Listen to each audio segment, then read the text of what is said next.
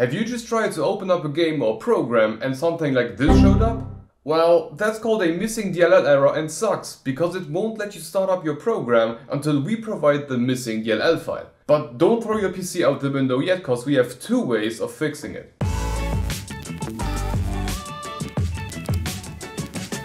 I'm running on Windows 11 here, but this will also work fine for Windows 10, 8 or 7. Okay, let's get started. Method number one is to install the DLL file ourselves.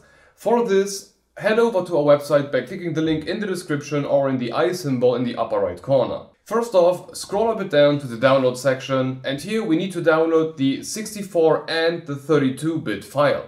After downloading the files, we can open them up and keep track which is which, because both the 32 and 64-bit have the exact same name.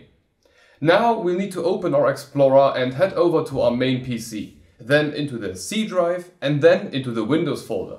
Now scroll all the way down until you can see the folder called System32 and Syswow64.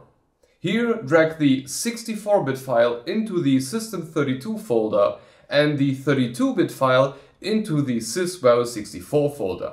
On a side note, if you are using a 32-bit Windows 10, 8 or 7, you are not going to have a Syswow64 folder.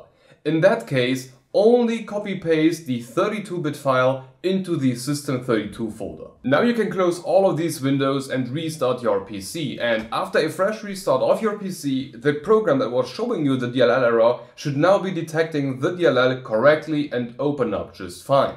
But there are instances where the program just doesn't want to find the DLL. There are. And for these cases, we have a method number two. There is a package from Microsoft themselves called Visual C++ Redistributable that contains the DLL and should fix the error if it hasn't been done before. So let's go back to our website with the method 2 link in the description or the I symbol in the upper right corner.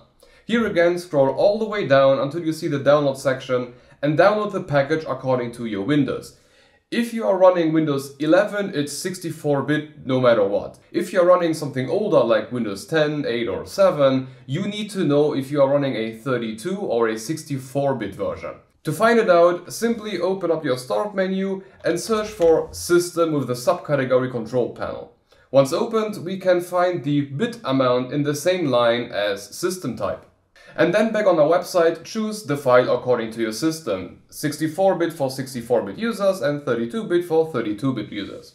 Once downloaded, open the installer, check the mark saying I agree, click on install and just wait until the installation is finished. Once everything is done, just like before, restart your PC and the program should start up just fine and you can do whatever you want it to do. Okay, I hope you got your problem resolved and you can now use whatever program you wanted to use.